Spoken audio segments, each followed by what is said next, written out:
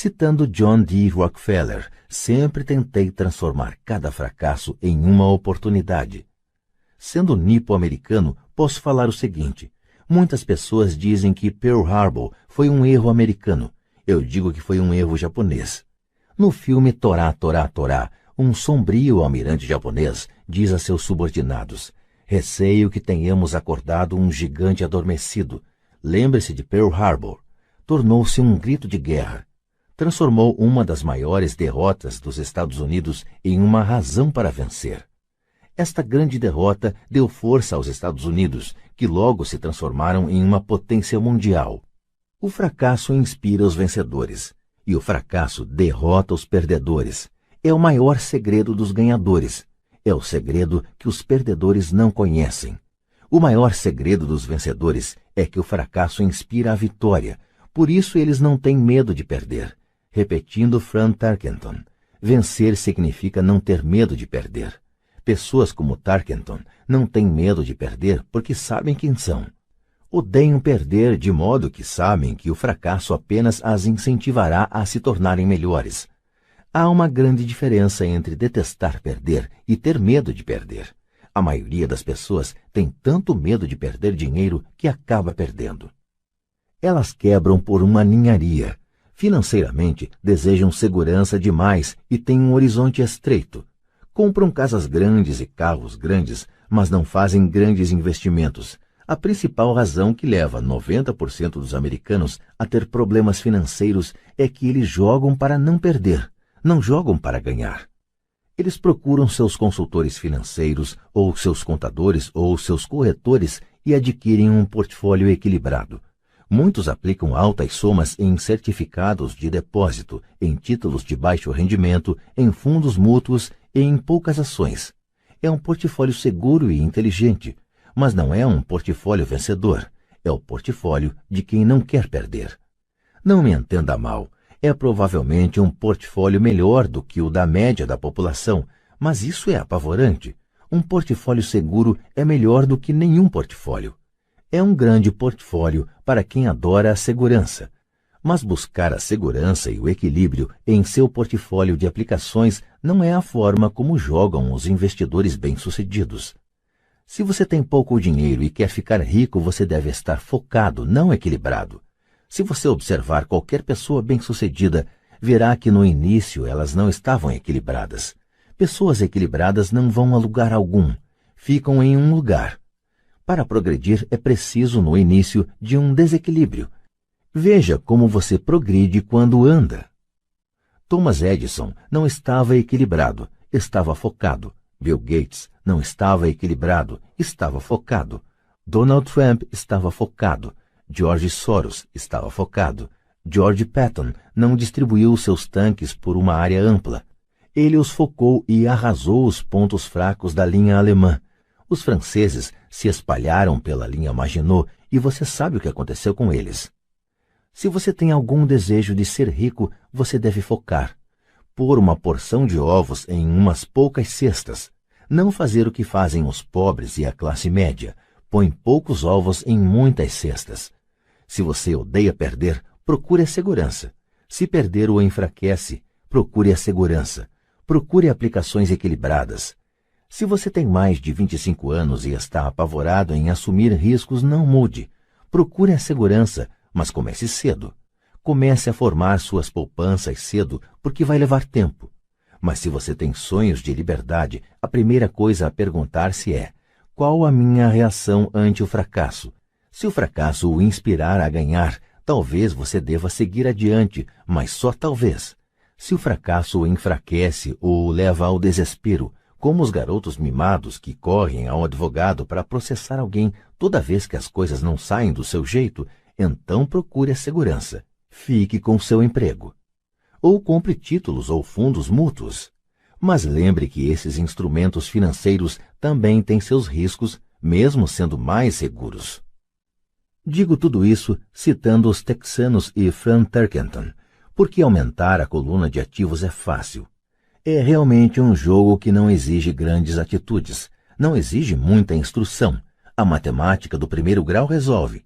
Mas aumentar a coluna de ativos é um jogo de atitude. Exige garra, paciência e resistência ante o fracasso. Os perdedores evitam o fracasso, e o fracasso transforma perdedores em vencedores. Lembre-se do álamo. Razão número 2. Superar o ceticismo. O céu está caindo, o céu está caindo. Todos nós conhecemos a história da galinha pessimista que corria em torno do terreiro anunciando o fim do mundo. Todos conhecemos gente assim, mas todos temos uma galinha pessimista dentro de nós. Como já disse em outra ocasião, o cético é verdadeiramente uma galinha pessimista.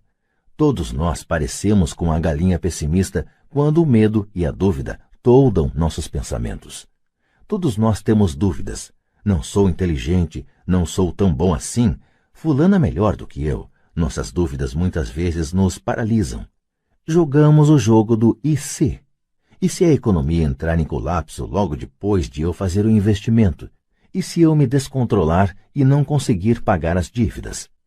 E se as coisas não funcionarem como planejado? Ou temos amigos ou pessoas amadas que nos lembram sempre nossas falhas. Eles dizem frequentemente: o que o faz pensar que você pode fazer isso? Se fosse uma ideia tão boa, então como foi que ninguém se lembrou disso antes? Isso nunca vai dar certo. Você não sabe do que está falando. Essas palavras de dúvida muitas vezes calam tão profundamente que deixamos de agir. Um sentimento horrível aperta nosso estômago. Às vezes não conseguimos dormir. Não andamos para a frente, de modo que ficamos com a segurança e abandonamos as oportunidades. Observamos a vida passando por nós enquanto sentamos imobilizados com um frio no corpo. Todos já passamos por isso na vida, alguns mais do que outros. Peter Lynch, do Fidelity Magellan, um conhecido fundo mútuo, faz advertência sobre o céu que despenca como um ruído, e todos nós o ouvimos. O ruído pode ser criado dentro da nossa cabeça ou vir de fora, muitas vezes de amigos, familiares, colegas ou da mídia. Lynch lembra o tempo da década de 1950, em que a ameaça de uma guerra nuclear era tão comum no noticiário que as pessoas começaram a construir abrigos antinucleares e a estocar alimentos e água. Se elas investissem esse dinheiro sabiamente no mercado, em lugar de construir os abrigos, provavelmente teriam atingido a independência financeira nos dias de hoje. Quando explodiram os motins em Los Angeles há alguns anos, as vendas de armas aumentaram em todo o país. Uma pessoa morreu depois de ter ingerido um hambúrguer mal passado no estado de Washington e o Departamento de Saúde do Arizona determinou que os restaurantes preparassem somente carne bem passada. Uma empresa farmacêutica divulgou nacionalmente um anúncio de televisão mostrando pessoas gripadas. O anúncio foi divulgado em fevereiro. Os casos de gripe aumentaram, bem como as vendas do medicamento anunciado. A maioria das pessoas é pobre porque, quando se trata de investir, o mundo está cheio de pessimistas que correm gritando: o céu está caindo, o céu está caindo. E os pessimistas atingem seus objetivos porque todos somos um pouco pessimistas. Muitas vezes é necessário coragem para não permitir que rumores e anúncios de desastres afetem nossas dúvidas e medos. Em 1992, um amigo chamado Richard foi de Boston a Phoenix para visitar minha mulher e eu. Ele estava impressionado com o que tínhamos feito por meio de ações e imóveis. Os preços dos imóveis em Phoenix estavam deprimidos. Passamos 2 dias mostrando-lhe o que considerávamos excelentes oportunidades de geração de fluxo de caixa e de valorização de capital. Minha mulher e eu não somos verdadeiramente corretores imobiliários. Somos apenas investidores.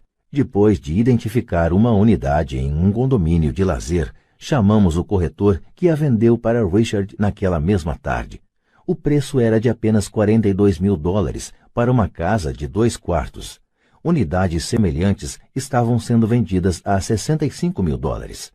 Meu amigo achou que era uma pechincha, fechou o negócio e voltou para Boston. 2 semanas depois, o corretor ligou dizendo que meu amigo tinha voltado atrás. Liguei imediatamente para ele a fim de saber o que ocorrera. Tudo o que ele disse foi que falou com um vizinho e este lhe disse que era um mau negócio. O preço era alto demais. Perguntei a Richard se o vizinho era um investidor. Richard respondeu não. Quando eu lhe perguntei por que então lhe dava ouvidos, Meu amigo partiu para a defensiva e simplesmente disse que preferia procurar um pouco mais. O mercado imobiliário de Phoenix se recuperou e por volta de 1994, aquela pequena unidade estava sendo alugada por $1.000 mensais, $2.500 nos meses de inverno. Seu valor alcançava, em 1995, $95 mil. Tudo o que Richard teria precisado era dar uma entrada de $5 mil e já teria dado o primeiro passo para sair da corrida dos ratos. Até hoje, ele não fez nada. E as pechinchas de Phoenix ainda estão aí, só que agora é preciso procurar bem mais. O recuo de Richard não me surpreendeu. É o chamado remorso do comprador e afeta a todos. São essas dúvidas que atrapalham. O pessimismo ganhou e perdeu-se uma chance de libertação. Outro exemplo. Uma pequena parte de meus ativos está aplicada em certificados de gravame de impostos, em lugar de certificados de depósitos. Assim, meu dinheiro rende 16% ao ano, o que sem dúvida é melhor do que os 5% que o banco oferece. Esses certificados são garantidos por imóveis e são estabelecidos por leis estaduais, o que também é melhor do que o que a maioria dos bancos oferece. A fórmula em que estão embasados os torna seguros. Eles só não têm liquidez, de modo que eu os considero certificados de depósito com prazo de 2 a 7 anos. Sempre que menciono para alguém, especialmente para aqueles que aplicam em certificados de depósito, que também aplico daquela forma, ouço dizer que se trata de uma opção arriscada. Dizem que eu não deveria aplicar nesses títulos. Quando pergunto como obtiveram essa informação, mencionam um amigo ou uma revista de negócios. Eles nunca aplicaram nisso e falam para quem o faz que é um equívoco fazê-lo.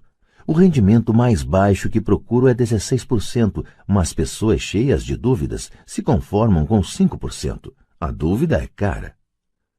Quero ressaltar que são essas dúvidas e esse ceticismo que mantém muitas pessoas na pobreza, correndo atrás da segurança. O mundo real está aí, esperando que você enriqueça. Só as dúvidas mantêm as pessoas na pobreza. E como já disse, sair da corrida dos ratos é tecnicamente fácil. Não requer muita instrução, mas as dúvidas são um obstáculo para muita gente. Os céticos nunca ganham, dizia Pai Rico. A dúvida não esclarecida e o medo criam o cético. Os céticos criticam e os vencedores analisam. Era outra de suas frases favoritas. Pai Rico explicava que a crítica cegava, enquanto a análise abria os olhos. A análise permitia que os vencedores vissem que os críticos eram cegos e que percebessem oportunidades que todos os demais não percebiam. E encontrar o que os outros não veem é a chave para qualquer sucesso. Os imóveis são uma poderosa ferramenta de investimento para quem esteja em busca da independência financeira. É um instrumento único. Contudo, sempre que menciono os imóveis como uma aplicação, ouço alguém dizer: não quero consertar vasos sanitários. Isso é o que Peter Lynch chama de ruído. É o que Pai Rico chamava de conversa de cético. Alguém que critica e não analisa. Alguém que deixa que suas dúvidas e medos fechem sua mente em vez de abrir seus olhos. Quando alguém fala, não quero consertar vasos sanitários, tenho vontade de retrucar.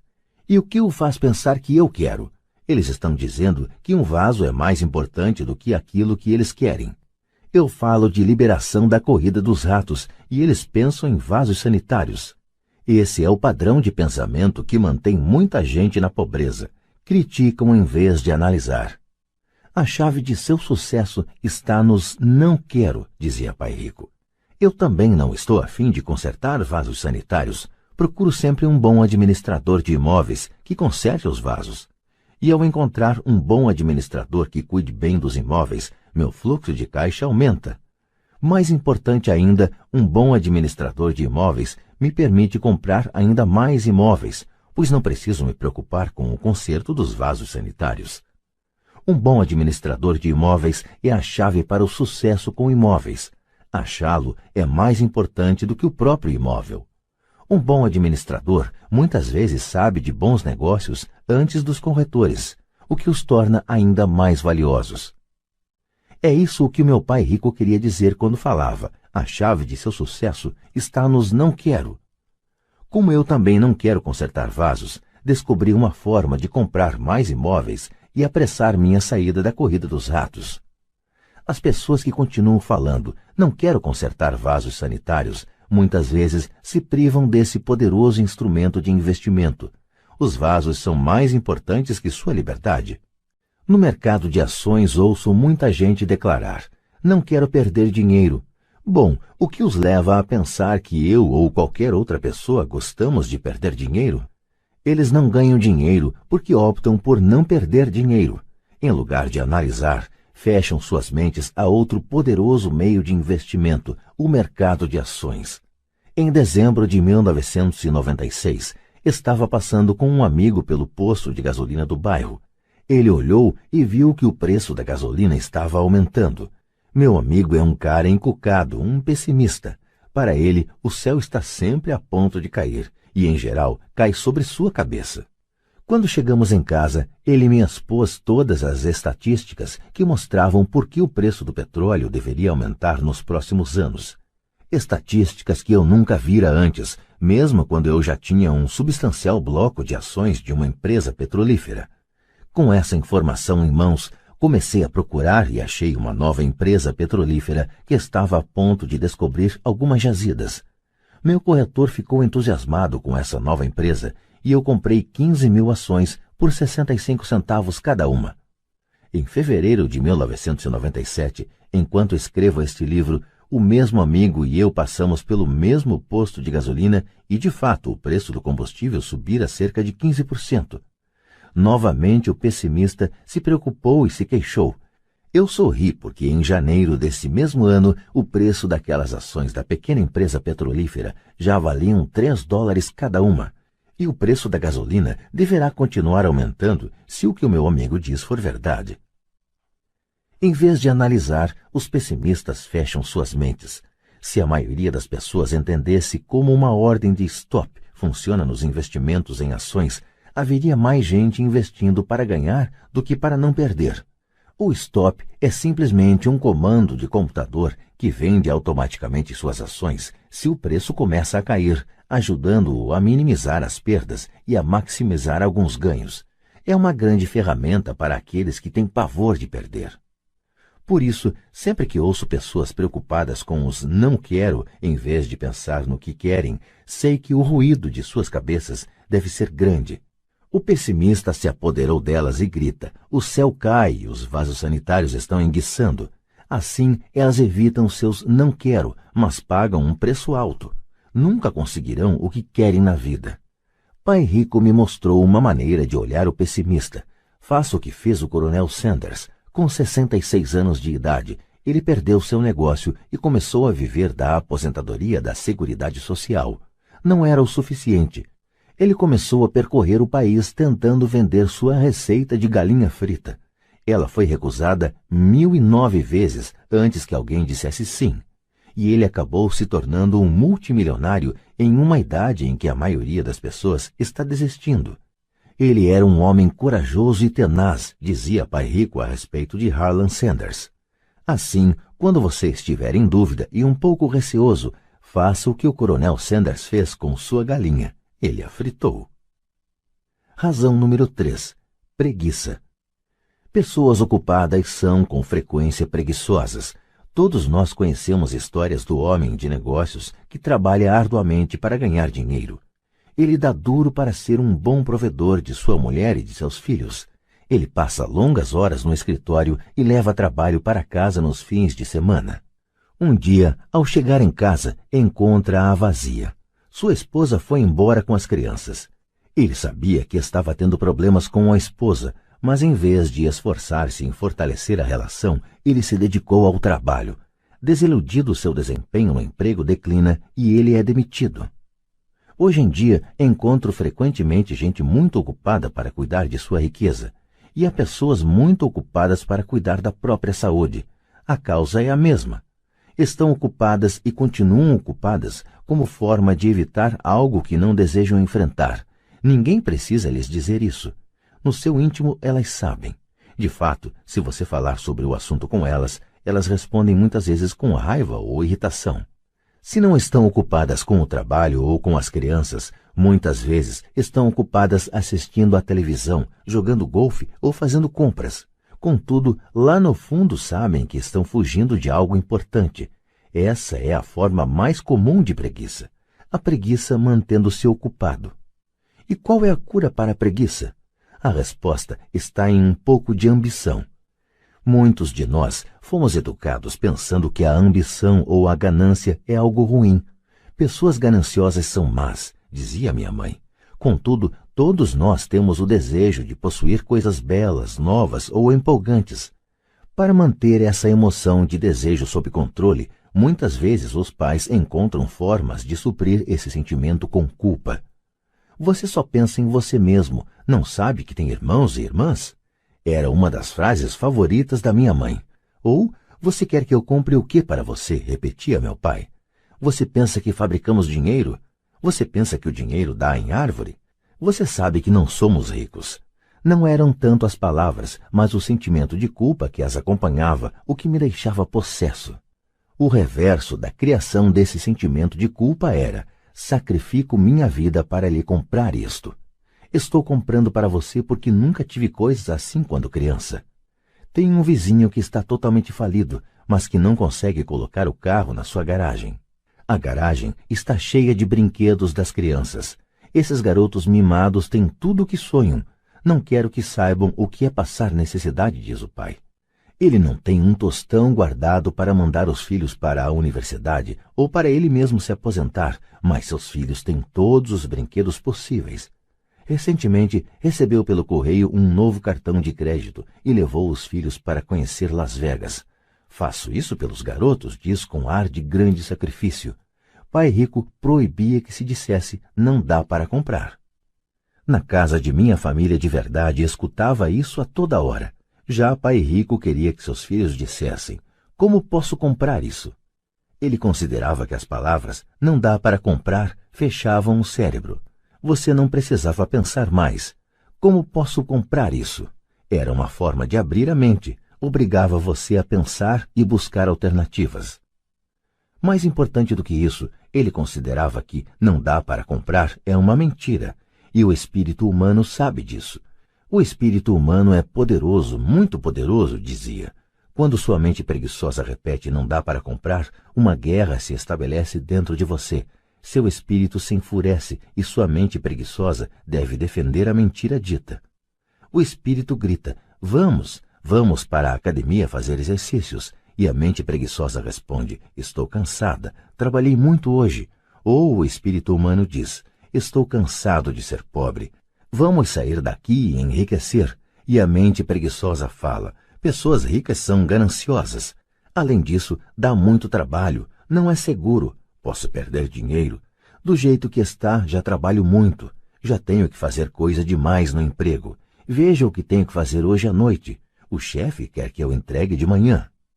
Não dá para comprar. Também traz tristeza, uma sensação de desamparo que leva ao desânimo e muitas vezes à depressão. Apatia é outra palavra que se aplica. Como posso comprar isso? Abre possibilidades, empolgação e sonhos. Pai rico não estava tão preocupado com o que você queria comprar, mas esse como posso comprar isso fortalece a mente e dinamiza o espírito. Assim, raramente ele dava alguma coisa a Mike ou a mim. Em vez disso, perguntava: como você pode comprar isso? E isso incluía a mensalidade da universidade que nós tínhamos que pagar com nosso dinheiro. Não era o objetivo, mas o processo de atingir o objetivo que desejávamos, o que ele procurava passar para nós. O problema é que hoje sinto que milhões de pessoas se sentem culpadas por sua ambição. É um condicionamento que vem da infância. Elas desejam ter melhores condições que a vida oferece. A maioria foi condicionada, entretanto, a dizer subconscientemente: você não pode ter isso, ou você não conseguirá comprar isso nunca. Quando decidi sair da corrida dos ratos, havia uma questão simples: como posso conseguir não voltar a trabalhar mais? E minha mente começou a disparar respostas e soluções. A parte mais difícil foi romper com os dogmas de minha família de verdade. Não podemos comprar isso, ou pare de pensar só em você, ou por que você não pensa nos outros? E outras expressões parecidas que se destinavam a criar culpa e suprimir minha ambição. Assim, como combater a preguiça? A resposta está em um pouco de ambição. É como diz aquela estação de rádio W2FM, o que há aí para mim? A pessoa precisa sentar e pensar, o que há aí para mim se sou saudável, sexy e tenho boa aparência? Como seria minha vida se eu nunca tivesse que voltar a trabalhar? O que seria de mim se eu tivesse todo o dinheiro de que preciso? Sem esse pouco de ambição, não há o desejo de ter algo melhor, de progredir. Vamos à escola e estudamos muito porque queremos algo melhor. Então, sempre que você se flagrar evitando algo que você sabe que deveria fazer, a única coisa a fazer é perguntar-se, o que há aí para mim? Seja um pouco ambicioso, é a melhor cura para a preguiça. Contudo, a ambição demais, como todo exagero, não é bom. Mas lembre-se do que Michael Douglas falava no filme Wall Street, a ambição é boa. Pai Rico falava de forma diferente. A culpa é pior do que a ambição, pois a culpa nos rouba a alma. E para mim, quem falou melhor foi Eleanor Roosevelt. Faça o que seu coração acha certo. De qualquer forma, você será criticado. Você estará perdido se fizer e perdido se não fizer. Razão número 4. Maus hábitos. Nossas vidas são mais um reflexo de nossos hábitos do que de nossa educação. Depois de ver o filme Conan, protagonizado por Arnold Schwarzenegger, um amigo falou: adoraria ter o corpo de Schwarzenegger. Vários caras concordaram. Ouvi dizer que antes ele era magro e fraco, acrescentou outro amigo.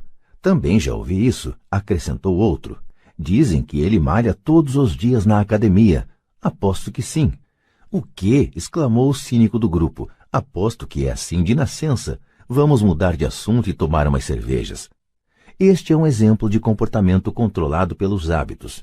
Lembro-me de fazer perguntas a Pai Rico sobre os hábitos dos ricos. Em vez de dar uma resposta direta, ele tentou ensinar pelo exemplo como costumava fazer.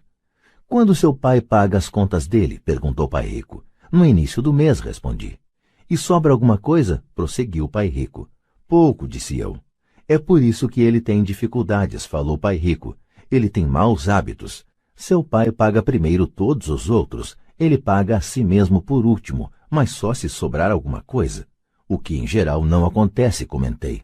Mas ele tem que pagar as contas, não tem? O senhor está dizendo que ele não deveria pagar as contas? Claro que não, disse Pai Rico. Acredito firmemente em pagar minhas contas no prazo. Só que eu pago a mim mesmo em primeiro lugar, mesmo antes de pagar ao governo. Mas o que acontece se o senhor não tiver dinheiro que chegue? Retruquei. O que o senhor faz então? A mesma coisa, prosseguiu Pai Rico. Primeiro pago a mim mesmo, mesmo se tiver pouco dinheiro. Minha coluna de ativos é muito mais importante para mim do que o governo. Mas, continuei, eles não vão atrás do senhor? Sim, se você não pagar, disse Pai Rico. Olhe, não estou falando para não pagar. Só que eu pago a mim mesmo primeiro, mesmo quando tenho pouco dinheiro. Mas como é que o senhor consegue isso? Disse eu. A questão não é como, a questão é por quê, replicou Pai Rico. Ok, por quê? Motivação, falou Pai Rico. Quem reclamará mais se eu não pagar, eu ou meus credores? Sem dúvida os credores gritarão mais alto, respondi a pergunta óbvia. O senhor não faria nada se pagasse a si próprio. Está vendo, depois de pagar a mim mesmo, a pressão para pagar meus impostos e os demais credores é tão grande que me obriga a buscar outras formas de renda. A pressão para pagar se torna uma motivação. Já tive empregos extras, comecei outros empreendimentos, negociei na bolsa, qualquer coisa para ter certeza de que esses caras não ficassem gritando comigo. Essa pressão me fez trabalhar mais, me obrigou a pensar, e tudo isso me tornou mais esperto e mais ativo no que se refere a dinheiro. Se eu deixasse para me pagar no final, não teria sentido as pressões e estaria quebrado. Quer dizer que é o medo do governo ou de outras pessoas a quem deve dinheiro que o motiva? Certo, disse Pai Rico. Você vê, o pessoal do governo é forte, os demais credores também. A maioria das pessoas se rende a esses tiranos, elas pagam a eles e nunca se pagam a si próprias. Você conhece a história do fracote a quem atiram areia na cara? Abanei a cabeça afirmativamente. Já vi esse anúncio de aulas de fisiculturismo nos gibis muitas vezes. Bem, grande parte das pessoas deixa que os fortes lhes joguem areia na cara. Eu decidi usar o medo do tirano para me tornar mais forte. Outros ficam mais fracos. Ao me forçar a pensar em como ter mais dinheiro, estou fazendo como quem vai malhar na academia. Quanto mais trabalho os músculos de minha mente, mais forte me torno. Agora não tenho medo desse pessoal. Gostei do que Pai Rico estava falando. Então, se eu pagar a mim mesmo primeiro, ficarei mais forte financeiramente, mental e fisicamente. Pai Rico concordou. E se eu me pagar por último ou deixar de me pagar, fico mais fraco. Chefes, administradores, credores e locadores ficarão me perturbando a vida inteira, só porque não tenho bons hábitos quanto ao dinheiro. Igualzinho ao fracote do anúncio, disse Pai Rico. Razão número 5. A arrogância é ego mais ignorância. O que eu sei me faz ganhar dinheiro. O que eu não sei me faz perder dinheiro. Toda vez que fui arrogante, perdi dinheiro, porque quando sou arrogante acredito mesmo que o que não sei não é importante, repetia frequentemente Pai Rico. Descobri que muita gente usa a arrogância para tentar esconder a própria ignorância. Isso costuma acontecer quando discuto demonstrações financeiras com contadores ou até com outros investidores. Eles tentam forçar caminho na discussão. Para mim fica claro que não sabem do que estão falando. Não estão mentindo, mas também não estão falando a verdade. Há muita gente no mundo do dinheiro, das finanças e do investimento que não tem nenhuma ideia do que está falando. A maioria das pessoas do setor fica fazendo proposições de venda vazias, como as de um vendedor de carros usados. Quando você for ignorante a respeito de um assunto, comece a instruir-se achando um especialista ou um livro sobre o tema. Capítulo 9. Em ação. Gostaria de poder dizer que adquirir riqueza foi fácil, mas não foi. Para responder à pergunta, como começo? Apresento o processo pelo qual passei dia a dia. É realmente fácil encontrar bons negócios, garanto isso. É como andar de bicicleta. Depois de algumas peripécias, vira um passeio. Mas quando se trata de dinheiro, a determinação para ultrapassar a fase das peripécias é uma decisão pessoal. Descobrir negócios únicos na vida de milhões de dólares exige que convoquemos nosso gênio financeiro. Acredito que em cada um de nós reside um gênio financeiro. O problema é que ele está adormecido, esperando ser despertado. Está adormecido porque nossa cultura nos educa para acreditar que o amor ao dinheiro é a raiz de todos os males.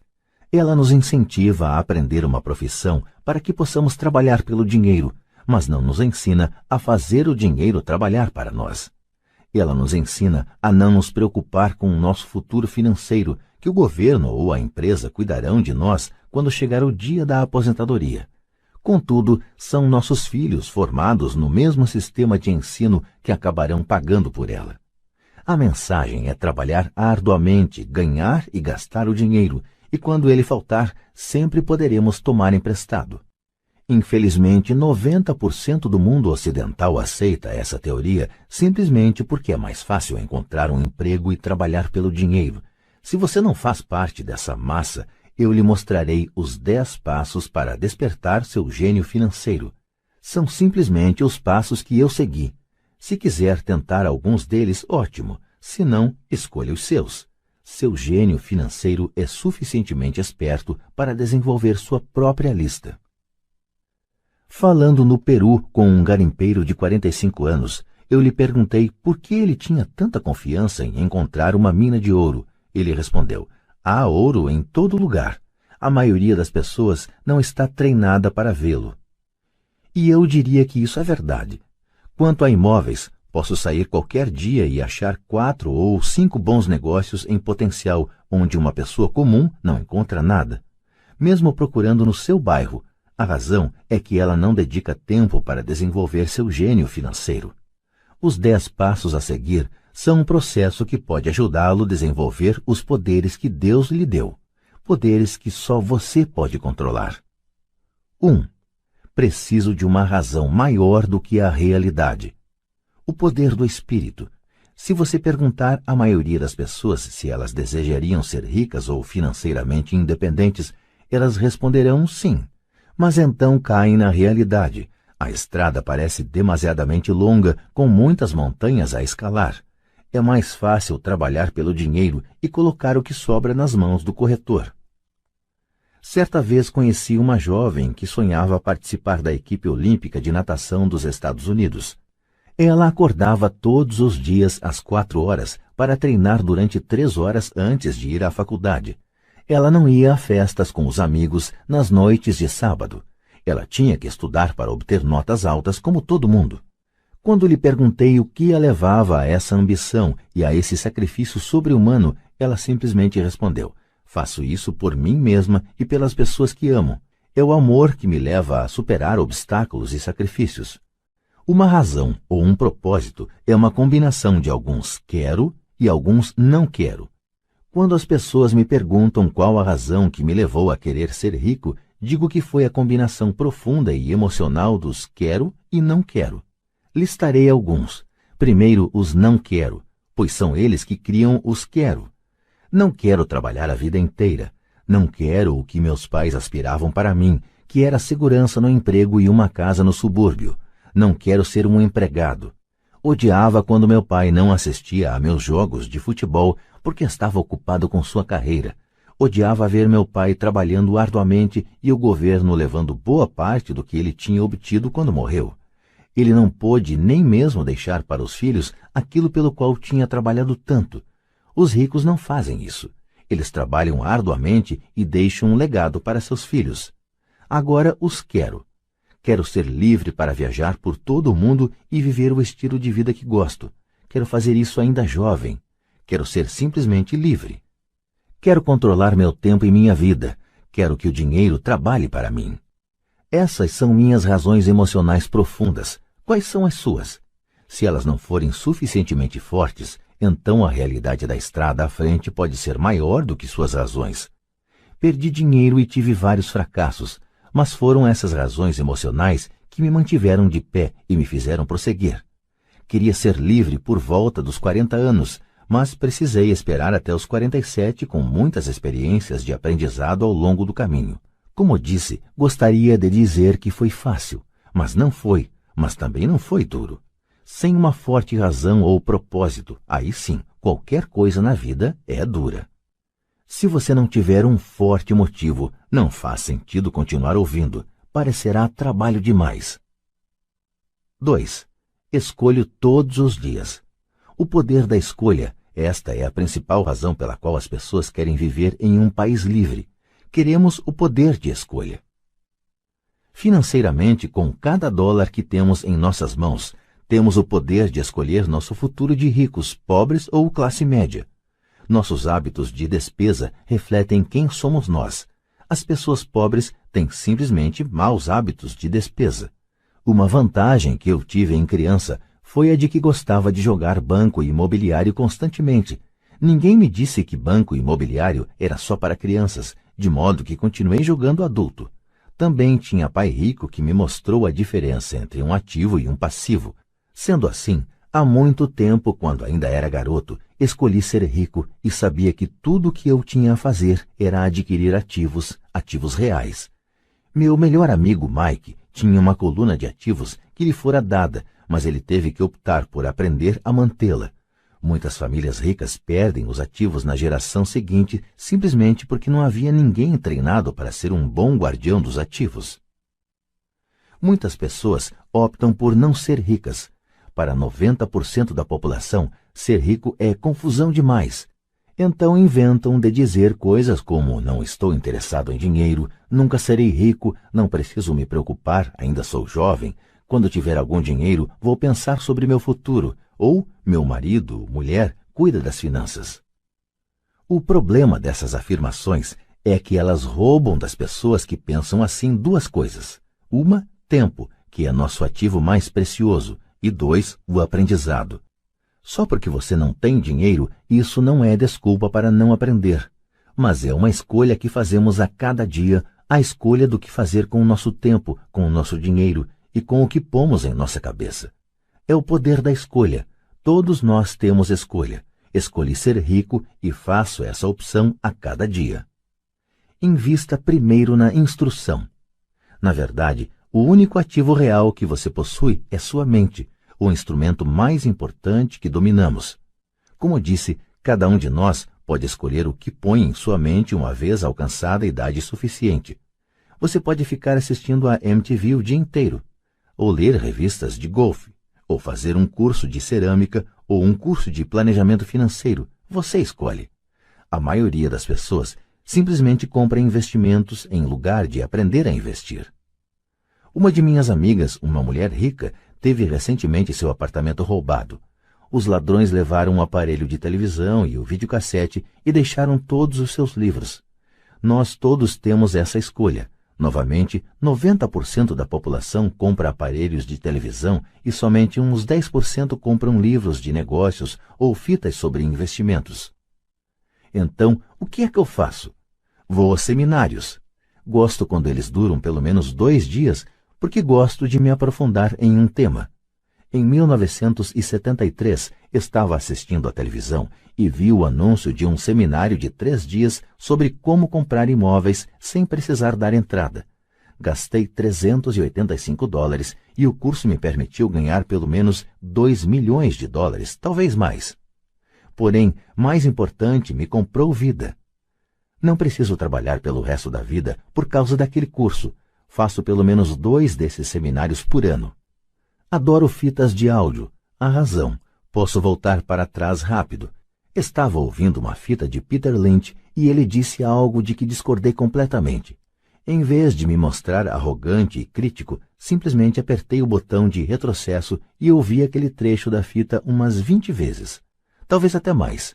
De repente, mantendo minha mente aberta, entendi por que ele estava falando aquilo. Foi como uma mágica. Senti como se tivesse uma janela para a mente de um dos maiores investidores do nosso tempo. Ganhei uma tremenda profundidade e percepção dos vastos recursos de seu conhecimento e de sua experiência. Resultado líquido. Ainda tenho minha velha maneira de pensar e tenho a forma de Peter de ver o mesmo problema ou situação. Tenho 2 pensamentos em vez de um. Mais de uma forma de analisar um problema ou tendência, e isso não tem preço. Hoje me pergunto muitas vezes, como Peter Lynch faria isso, ou Donald Trump, ou Warren Buffett, ou George Soros? A única maneira pela qual posso acessar seu vasto poder mental é sendo suficientemente humilde para ler ou ouvir o que eles têm a dizer.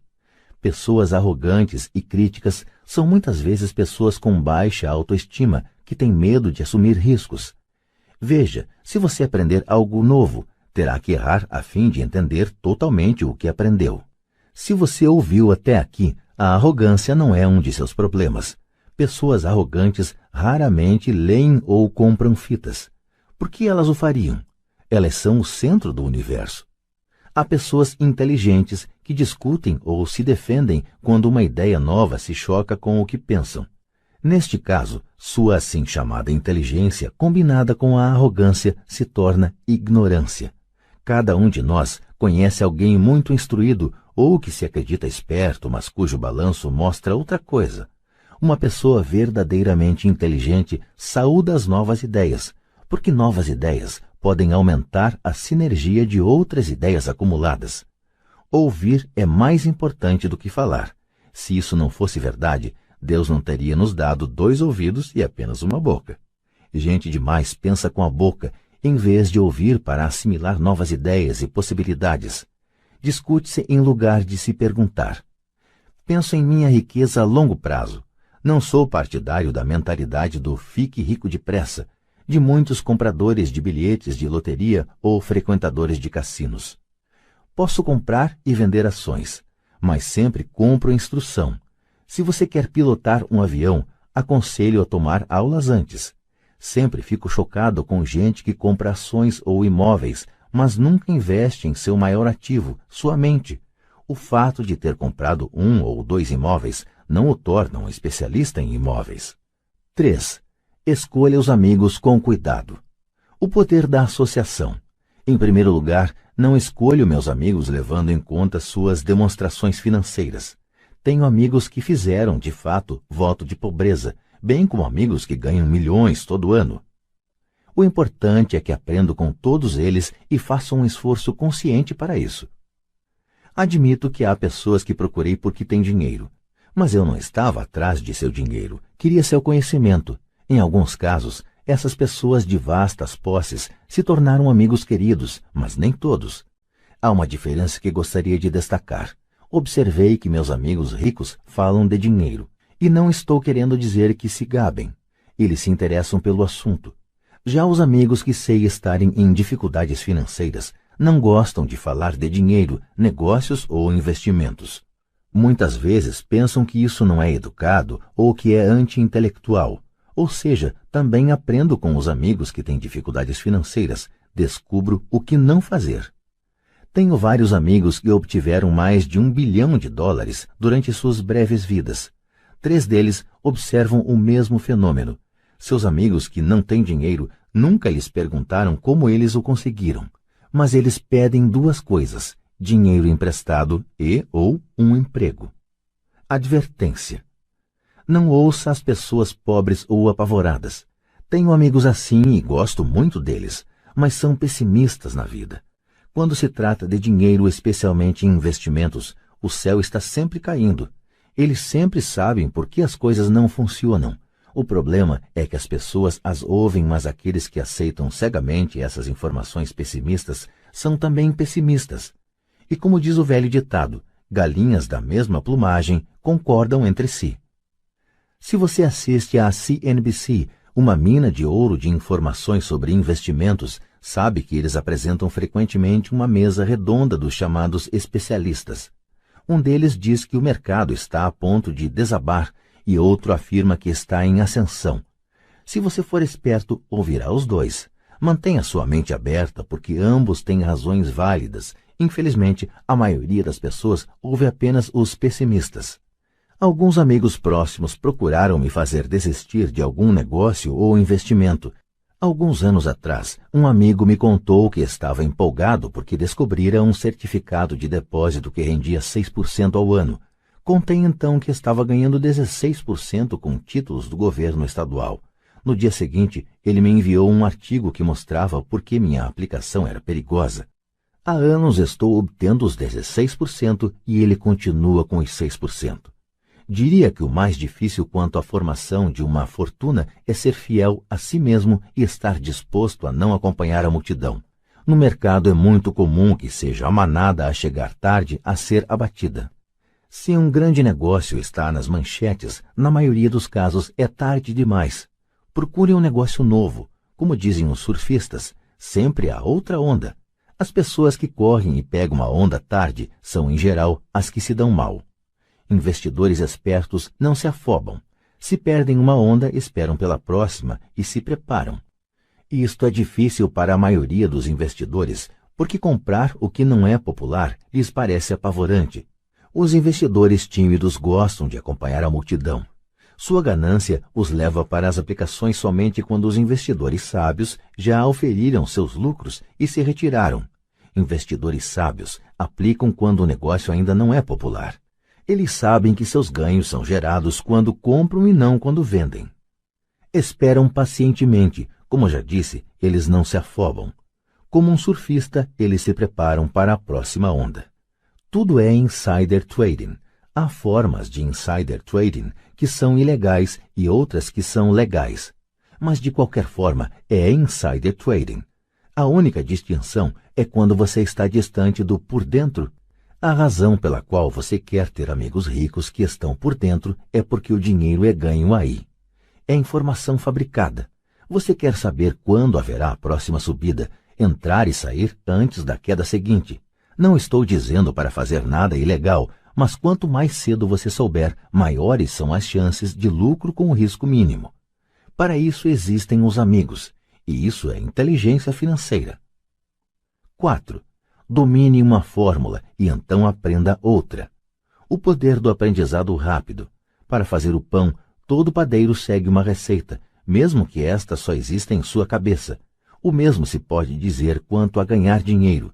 Por isso, na gíria, o dinheiro é muitas vezes chamado de massa. Muitos de nós já ouvimos a expressão, você é o que você come. Eu tenho uma variação, você se torna o que você estuda. Em outras palavras, seja cuidadoso com o que você estuda e aprende, porque sua mente é tão poderosa que você se torna aquilo que você põe em sua cabeça. Por exemplo, se você estuda culinária, você tende a ser cozinheiro. Se você não quer continuar sendo cozinheiro, precisará estudar outra coisa, digamos um professor. Depois de estudar para o magistério, você muitas vezes se torna professor, e assim por diante. Escolha cuidadosamente o que você estuda. Quando se trata de dinheiro, as massas têm uma fórmula básica aprendida na escola. E essa é: trabalhe pelo dinheiro. A fórmula que vejo predominar no mundo é que todos os dias milhões de pessoas acordam e vão trabalhar, ganham dinheiro, pagam contas, conferem seus talões de cheque, compram alguns fundos mútuos e voltam ao trabalho. Essa é a fórmula ou receita básica. Se você está cansado do que está fazendo ou se não ganha o suficiente, é simplesmente o momento de mudar a fórmula com a qual você ganha dinheiro. Quando eu tinha 26 anos, fiz um curso de fim de semana chamado Como Comprar Imóveis Executados Judicialmente. Aprendi a fórmula. O passo seguinte foi ter a disciplina para pôr em ação o que eu tinha aprendido. É aí que a maioria das pessoas para. Durante 3 anos, enquanto eu trabalhava na Xerox, passava minhas horas de folga aprendendo a arte de comprar imóveis executados. Ganhei vários milhões de dólares usando essa fórmula, mas hoje isso é muito lento e há muita gente que faz o mesmo. Então, depois de ter dominado a fórmula, passei a procurar outras fórmulas. Em muitos dos casos, não usei de forma direta a informação que obtive, mas sempre aprendi algo novo. Já fiz cursos destinados a corretores especializados em derivativos, um curso de negociação de opções de commodities e um curso sobre a ciência do caos. Neste, estava fora de meu ambiente, em uma sala cheia de gente com doutorado em física nuclear e ciência espacial. Contudo, aprendi uma porção de coisas que tornaram meus investimentos em imóveis e ações mais significativos e lucrativos. Muitas instituições comunitárias de ensino superior têm cursos de planejamento financeiro e aquisição de investimentos tradicionais. São lugares ótimos para se começar. Sempre procuro a fórmula mais rápida. É por isso que, com bastante regularidade, faço mais em um dia do que muitas pessoas fazem em toda a sua vida. Outra observação secundária. No mundo em rápida mudança de nossos dias, a questão não é tanto o que você sabe, porque com frequência o que você sabe já está ultrapassado. É a rapidez com que você aprende. Esta habilidade não tem preço. Não tem preço para encontrar fórmulas, receitas, se preferir, mais rápidas de fazer dinheiro. Trabalhar arduamente pelo dinheiro é uma fórmula velha nascida nos dias do homem das cavernas. 5. Pague a si mesmo primeiro. O poder da autodisciplina. Se você não pode se controlar, não tente ficar rico.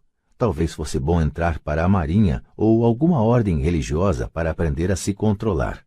É a falta de autodisciplina que leva à falência muitos ganhadores de loteria pouco depois de eles terem ganhado milhões. É a falta de autodisciplina que leva pessoas que acabaram de obter um aumento a comprar um carro novo ou fazer um cruzeiro. É difícil dizer qual dos 10 passos é o mais importante, mas de todos este é possivelmente o mais difícil de dominar, se não for parte de sua personalidade. Eu arriscaria dizer que é a falta de autodisciplina que se constitui no fator número 1 a separar ricos, pobres e classe média. Dito de forma simples, pessoas que têm baixa autoestima e reduzida tolerância à pressão financeira não poderão nunca, e quero dizer isso mesmo, nunca, ser ricas. Como já disse, uma lição aprendida com o pai rico foi que o mundo vai bater em você. O mundo bate nas pessoas não porque as outras pessoas sejam ruins, mas porque os indivíduos não têm controle interno e disciplina. Quem não tem força interior muitas vezes se torna vítima daqueles que têm autodisciplina. Nos cursos para empreendedores onde leciono, lembro constantemente aos participantes que não devem focar seu produto, serviço ou atividade, mas o desenvolvimento de habilidades de gestão. As 3 habilidades de gestão mais importantes para se iniciar um negócio próprio são: 1. Gestão do fluxo de caixa. 2. Gestão de pessoal. 3. Gestão pessoal do tempo. Diria que essas habilidades de gestão se aplicam a qualquer coisa, não apenas a empreendedores. As três têm importância para a forma como você vive sua vida como indivíduo ou como parte de uma família, um negócio, uma organização de caridade, uma cidade ou uma nação. Cada uma dessas habilidades é realçada pelo domínio da autodisciplina. Levo a sério o dito: pague-se a si próprio em primeiro lugar. The Richest Man in Babylon, de George Clason. É onde encontrei a expressão pague-se a si próprio em primeiro lugar. O livro vendeu milhões de exemplares, mas embora milhões de pessoas repitam livremente essa afirmação poderosa, poucas seguem o conselho. Como disse, a alfabetização financeira nos permite ler os números e estes contam a história.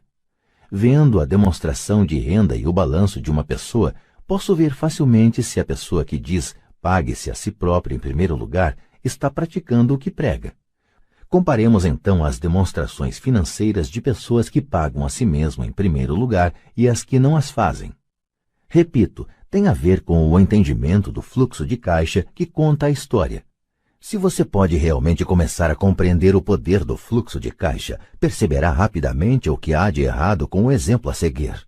Ou seja, porque 90% das pessoas trabalham arduamente durante toda a vida e precisam de apoio do governo, à Seguridade Social, quando não podem mais trabalhar. Está vendo? O exemplo anterior reflete as ações de uma pessoa que opta por pagar a si mesma em primeiro lugar. Todo mês, ela destina dinheiro para sua coluna de ativos antes de pagar as despesas mensais. Embora milhões de pessoas tenham lido o livro de Clason e entendido a expressão pague-se a si próprio em primeiro lugar, na verdade, elas o fazem em último lugar. Agora posso ouvir as reclamações daqueles que acreditam sinceramente em pagar as contas primeiro. E posso ouvir todas as pessoas responsáveis que pagam suas contas em dia. Não estou falando para ser irresponsável e deixar de pagar as contas. Digo apenas o que está no livro, e isso é, pague a si mesmo em primeiro lugar. Minha mulher e eu temos tido muitos guarda-livros, contadores e gerentes de banco que têm problemas com esta forma de considerar o pague a si próprio em primeiro lugar. A razão é que estes profissionais fazem de fato o mesmo que as massas, que é se pagar em último lugar. Eles pagam a todos os demais primeiro. Em certos meses, quando por qualquer razão o fluxo de caixa é bem menor do que minhas contas, eu pago a mim mesmo em primeiro lugar. Meu contador gritou em pânico: eles vão pegar o senhor? A Receita vai colocar o senhor na cadeia. O senhor vai acabar com sua capacidade de tomar crédito. Vão cortar a eletricidade. Ainda assim, pago a mim mesmo em primeiro lugar. Por quê? Perguntará você. Porque esse é todo o sentido da história de The Richest Man in Babylon. O poder da autodisciplina e o poder da força interior. Garra, num linguajar mais popular. É como o pai rico me ensinou no primeiro mês em que trabalhei para ele. A maioria das pessoas permite que o mundo bata nelas. O cobrador liga e diz: paga ou então? Aí você deixa de pagar a si próprio. Um vendedor diz: ponha no cartão. Seu corretor imobiliário diz para você ir em frente porque o governo permite dedução do imposto de renda da hipoteca de sua casa. É disso tudo que o livro trata. Ter a garra para ir contra a maré e enriquecer. Você pode não ser fraco, mas quando se trata de dinheiro, muitos balançam. Não estou falando para ser irresponsável. Não dou muito valor aos cartões de crédito e às facilidades de empréstimo porque quero pagar a mim primeiro. A razão pela qual minimizo minha renda é porque não quero entregá-la ao governo. É por isso, como sabem os que assistiram a meu vídeo The Secrets of the Rich, que minha renda se origina em minha coluna de ativos por meio de uma sociedade anônima em Nevada. Se eu trabalhar pelo dinheiro, o governo o pega. Embora pague minhas contas por último, tenho suficiente astúcia financeira para não me colocar em uma situação enrolada. Não gosto de dívidas de consumo. Na verdade, tenho passivos que são mais altos do que os de 99% da população, mas não pago por eles. Outros o fazem. Eles são chamados locatários. O principal, então, para se pagar a si próprio em primeiro lugar, é começar por não se endividar. Apesar de pagar minhas contas por último, me organizo para ter apenas pequenas contas sem importância que terei que pagar. Quando eventualmente estou num aperto, ainda assim pago primeiro a mim mesmo. Deixo que os credores e até o governo gritem. Gosto quando eles ficam zangados. Por quê? Porque eles me fazem um favor. Eles me inspiram a sair e criar mais dinheiro. Continuo pagando a mim mesmo primeiro, invisto o dinheiro e deixo os credores gritarem. Em geral, acabo, de qualquer forma, pagando logo. Minha mulher e eu temos excelente crédito, só que não cedemos à pressão e não gastamos nossa poupança ou liquidamos ações para pagar dívidas de consumo. Isso não é muito inteligente do ponto de vista financeiro. Portanto, a resposta é: 1. Não se endivide demais. Mantenha suas despesas reduzidas. Forme seus ativos primeiro. Então compre uma casa maior ou um carro grande. Ficar preso na corrida dos ratos não é inteligente. 2. Quando apertado de dinheiro, não se afobe e não gaste suas poupanças ou investimentos. Use a pressão para inspirar seu gênio financeiro a descobrir novas formas de ganhar mais dinheiro e então pague as contas. Você terá aumentado sua habilidade de ganhar mais dinheiro, bem como sua inteligência financeira. Assim, muitas vezes tive problemas financeiros e usei meu cérebro para criar mais renda, enquanto defendia firmemente meus ativos. Meu contador gritava e procurava cobertura, mas eu parecia um bom soldado de cavalaria defendendo o forte, ativos. Pessoas pobres têm hábitos pobres. Um mau hábito comum é chamado inocentemente de meter a mão na poupança. Os ricos sabem que as poupanças só são usadas para criar mais dinheiro, não para pagar contas. Sei que isso parece cruel, mas, como já disse, se não for internamente resistente, o mundo vai sempre bater em você. Se é do tipo que não gosta de pressão financeira, então descubra uma fórmula que funcione para você. Uma boa fórmula é cortar despesas, pôr o dinheiro no banco e pagar mais do que o necessário em imposto de renda, aplicar em fundos mútuos seguros e esperar sempre resultados médios.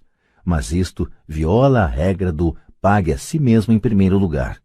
Este princípio não estimula o autossacrifício ou a abstinência financeira. Não significa pagar a você mesmo primeiro e passar fome. A vida foi feita para ser desfrutada. Se você conjura seu gênio financeiro, pode ter todas as coisas boas da vida, enriquecer e pagar contas, sem se sacrificar. E isso é inteligência financeira. 6. Pague bem a seus corretores. O poder do bom conselho. Muitas vezes vejo pessoas colocando um cartaz na frente de casa: proprietário vende. Ou vejo na televisão muita gente se anunciando como corretor de desconto. Pai Rico me ensinou a fazer exatamente o contrário. Ele acreditava que os profissionais deviam ser bem pagos e eu adotei a mesma política. Hoje tenho a meu serviço advogados, contadores, corretores de imóveis e de ações caros. Por quê? Porque e destaco o se, as pessoas são profissionais, seus serviços devem render dinheiro para você. E quanto mais dinheiro ganharem, mais eu ganho. Vivemos na era da informação. A informação não tem preço. Um bom corretor deve lhe oferecer informação e dedicar tempo para instruir você. Tenho vários corretores dispostos a fazer isso por mim. Alguns me ensinaram quando eu tinha pouco ou nenhum dinheiro e até hoje trabalho com eles. O que pago a um corretor é pouco em comparação com o dinheiro que posso ganhar em consequência das informações que eles me trazem. Adoro quando meu corretor de imóveis ou de ações ganha muito dinheiro. Em geral, isso significa que ganhei muito dinheiro também. Um bom corretor, além de ganhar dinheiro para mim, me poupa tempo, como quando comprei um lote vazio por $9.000 e o vendi logo a seguir por $25.000, de modo que pude comprar mais depressa meu Porsche. Um corretor é seus olhos e ouvidos no mercado. Eles estão lá todos os dias enquanto eu não preciso estar. Prefiro jogar golfe. Também as pessoas que vendem sua casa por conta própria não dão muito valor ao seu tempo. Por que eu iria querer deixar de gastar alguns dólares quando posso empregar esse tempo para ganhar mais dinheiro ou para estar com aqueles que amo? O que acho engraçado é como tantas pessoas pobres e de classe média insistem em dar gorjetas de 15% a 20% nos restaurantes por um mau serviço e reclamam de pagar a um corretor algo entre 3% e 7%. Elas gostam de dar gorjeta a pessoas que figuram na coluna da despesa e maltratam as que estão na coluna dos ativos. Isso não é inteligente do ponto de vista financeiro. Nem todos os corretores são iguais. Infelizmente, em sua maioria, são apenas vendedores, e diria que os vendedores de imóveis são os piores. Eles vendem, mas têm poucos ou nenhum imóvel próprio. A grande diferença entre um corretor que vende casas e um corretor que vende investimentos. E o mesmo se aplica a corretores de ações, títulos, fundos mútuos e seguros que se autodenominam de consultores financeiros. Como no conto de fadas, você tem que beijar um monte de sapos para achar um príncipe. Lembre o velho adágio: nunca chame um vendedor de enciclopédias se você precisa de uma enciclopédia. Quando entrevisto algum profissional pago, procuro primeiro descobrir quantos imóveis ou ações possuem pessoalmente e qual a alíquota de imposto que pagam. E isso se aplica a meus advogados tributaristas, bem como a meu contador. Uma de minhas contadoras tem seu próprio negócio. Sua profissão é a contabilidade, mas seu negócio são os imóveis. Eu tinha um contador que tinha uma pequena empresa de contabilidade, mas não tinha qualquer imóvel. Mudei porque nós não gostávamos do mesmo negócio. Descubra um corretor que leve a sério seus interesses. Muitos corretores dedicarão seu tempo a instruí-lo e eles podem ser o melhor ativo que você pode encontrar. Seja apenas justo e a maioria deles será justa com você. Se você se preocupar em cortar suas comissões, então por que eles quererão estar com você? É uma lógica simples. Como disse anteriormente, uma das habilidades gerenciais é a administração de pessoas. Muitas pessoas só conseguem gerenciar pessoas que consideram inferiores a si próprias e sobre quem podem ter um poder, como subordinados em uma relação de trabalho. Muitos gerentes médios continuam nessa posição e não são promovidos porque sabem como trabalhar com pessoas que estão abaixo deles, mas não com pessoas que estão acima. A verdadeira habilidade é administrar e pagar bem pessoas que são mais inteligentes do que você em alguma área técnica. É por isso que as grandes empresas têm conselhos administrativos. Você também precisa ter um, e isso é inteligência financeira. 7. Seja um doador índio. Este é o poder de obter alguma coisa a troco de nada. Quando os primeiros colonizadores brancos chegaram aos Estados Unidos, eles ficaram espantados com a prática cultural de alguns índios americanos. Por exemplo, se um colono estava com frio, o índio lhe dava um cobertor. Achando que fosse um presente, o colono frequentemente ficava ofendido quando o índio o pedia de volta. Os índios também ficavam perturbados quando constatavam que os colonos não queriam devolver o cobertor.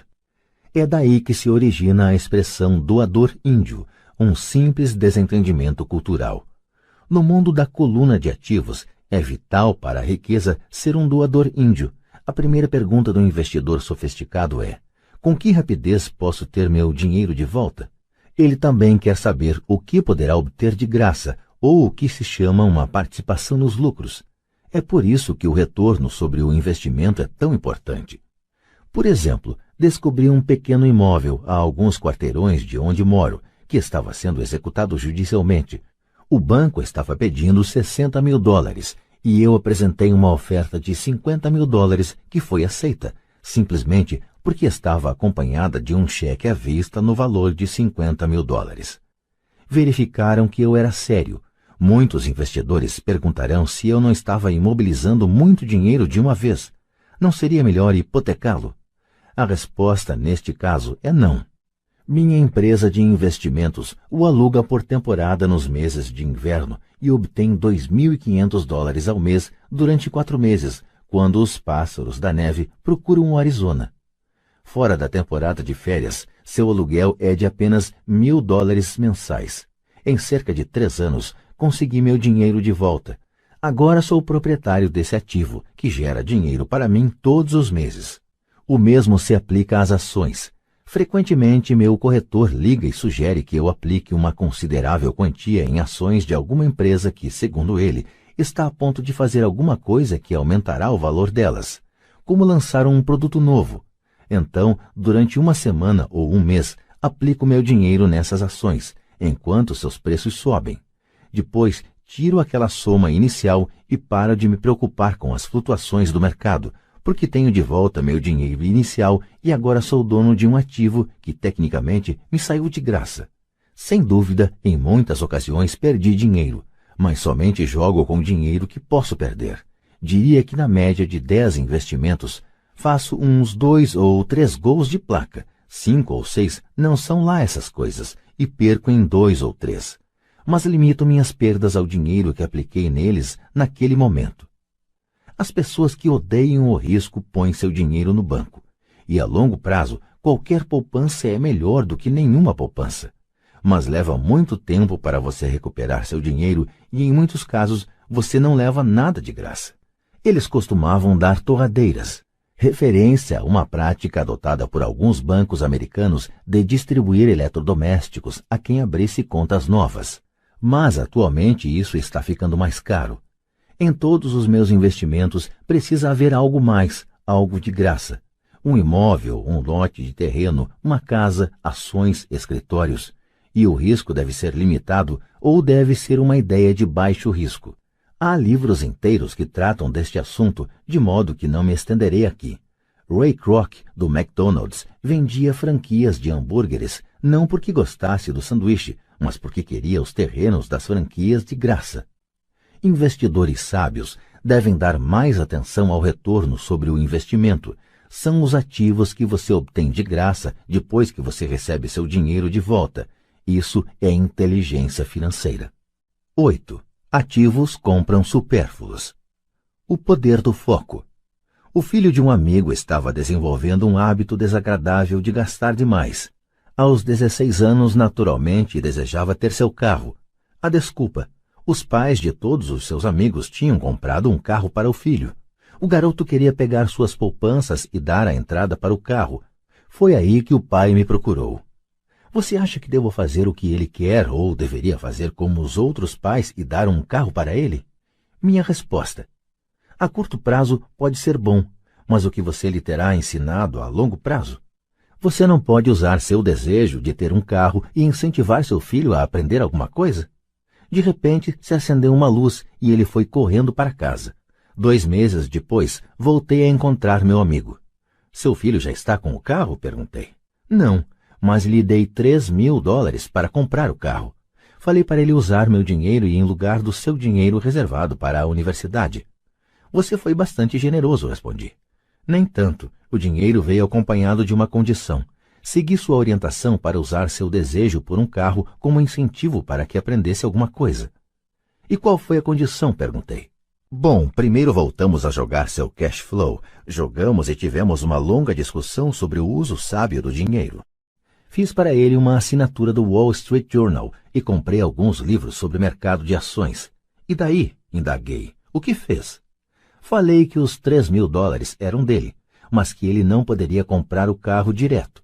Ele deveria usar o dinheiro para comprar e vender ações, achar seu próprio corretor, e quando tivesse ganho $6.000, metade ele poderia usar para comprar o carro, e o resto devia colocar na poupança para pagar a faculdade.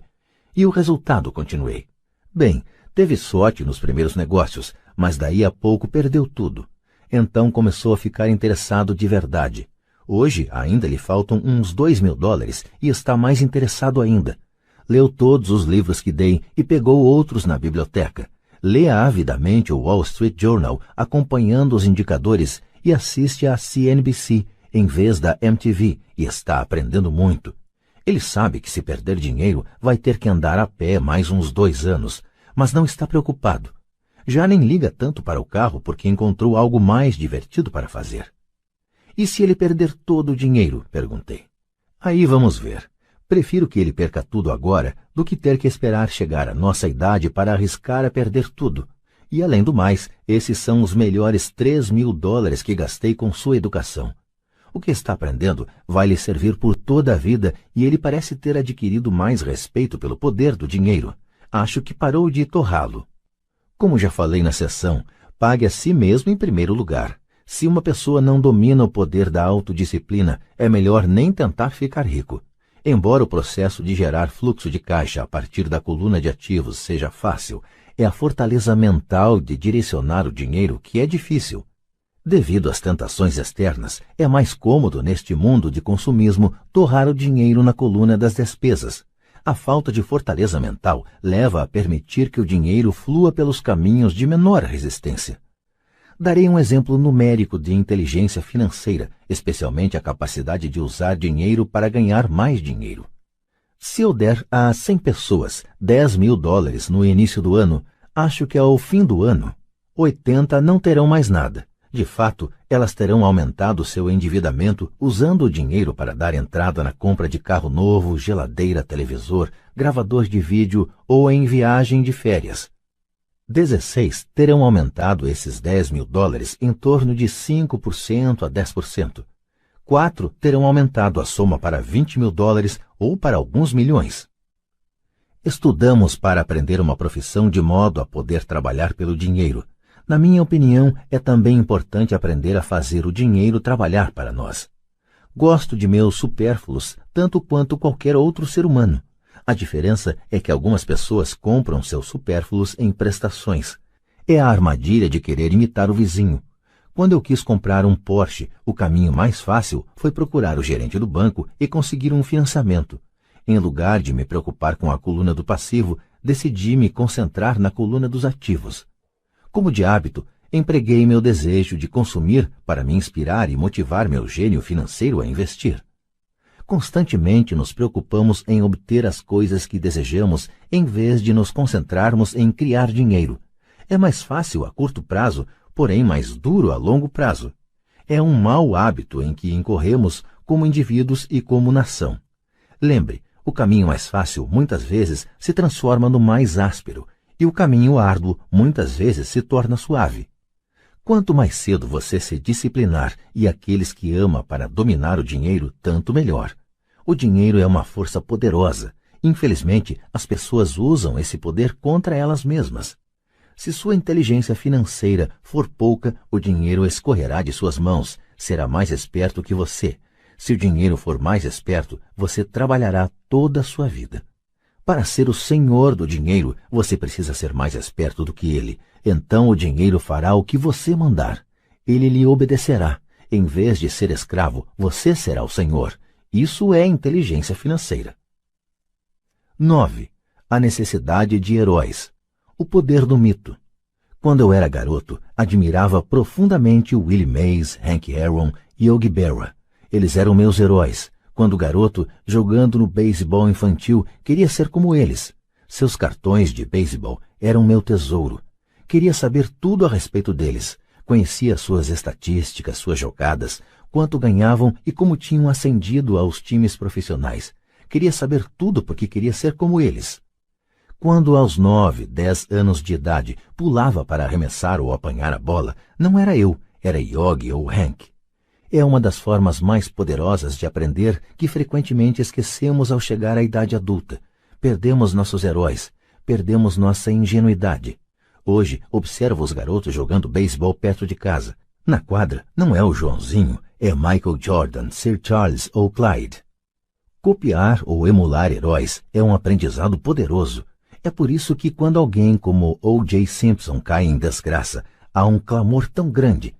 É mais do que um simples julgamento, é a perda de um herói, alguém com quem crescemos, que observamos e quisemos imitar. De repente, precisamos nos livrar dessa pessoa. Quando cresci, encontrei novos heróis. Tenho heróis como Peter Jacobsen, Fred Couples e Tiger Woods. Imito suas jogadas no golfe e faço o possível para ler tudo a respeito deles. Também tenho heróis como Donald Trump, Warren Buffett, Peter Lynch, George Soros e Jim Rogers. Em minha maturidade, acompanho suas estatísticas como o fazia com meus heróis do beisebol. Acompanho os investimentos de Warren Buffett e leio tudo sobre suas opiniões a respeito do mercado. Leio o livro de Peter Lynch para entender como ele escolhe suas ações. E leio sobre Donald Trump, tentando descobrir como ele negocia e monta operações. Da mesma maneira que não era eu no campo de beisebol, quando estou no mercado ou fechando um negócio, estou agindo subconscientemente com a ousadia de Trump.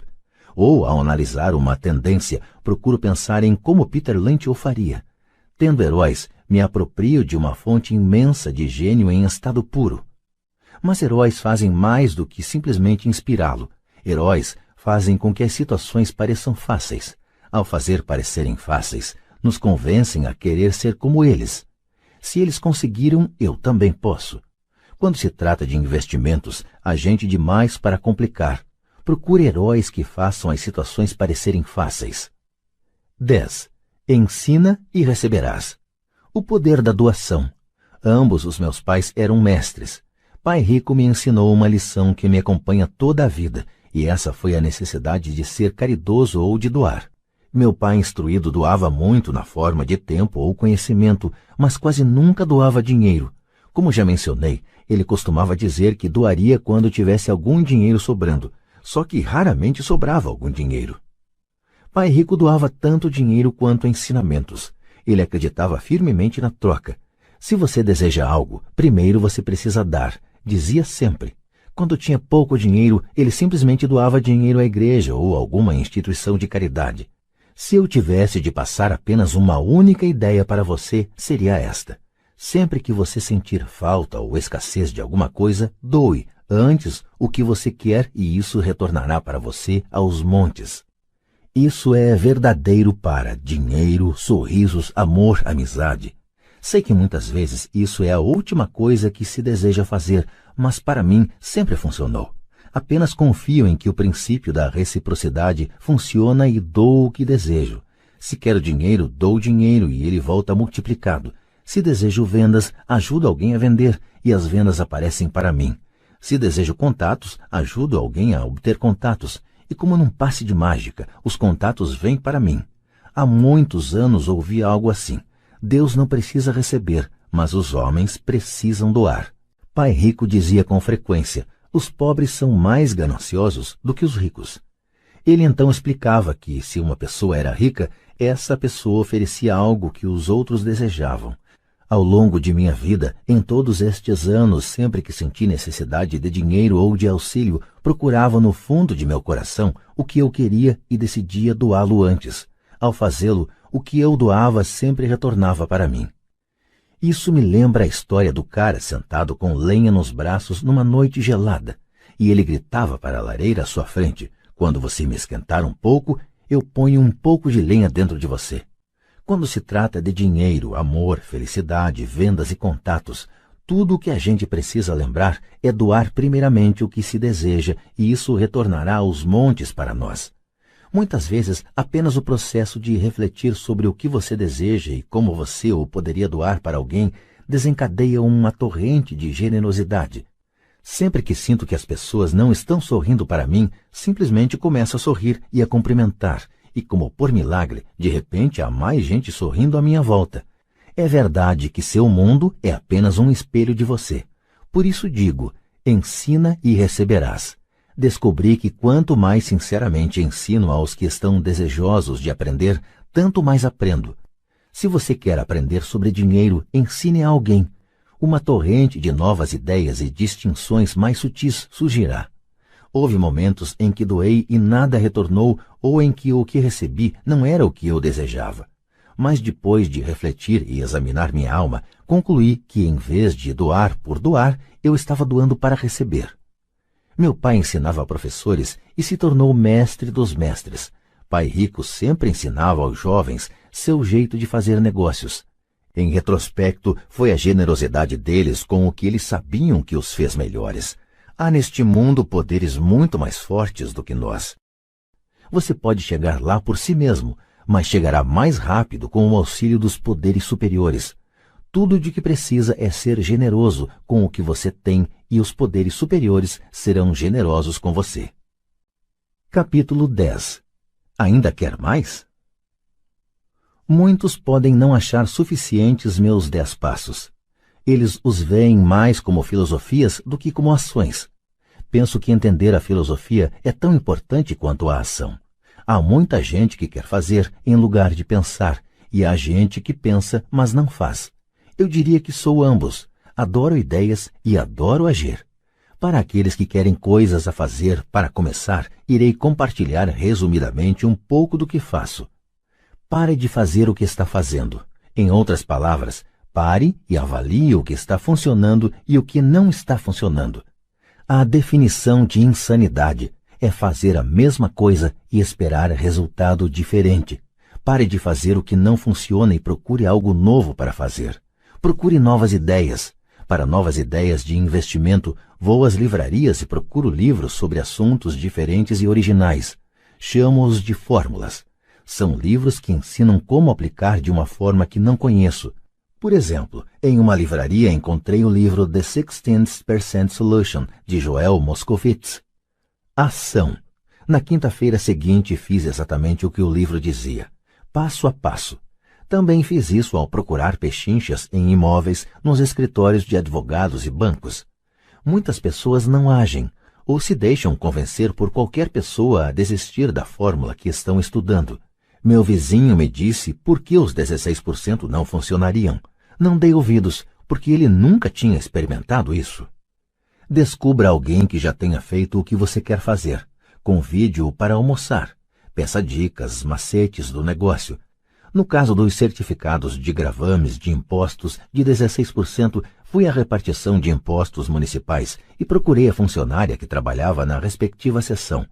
Descobri que ela também aplicava em gravames de imposto.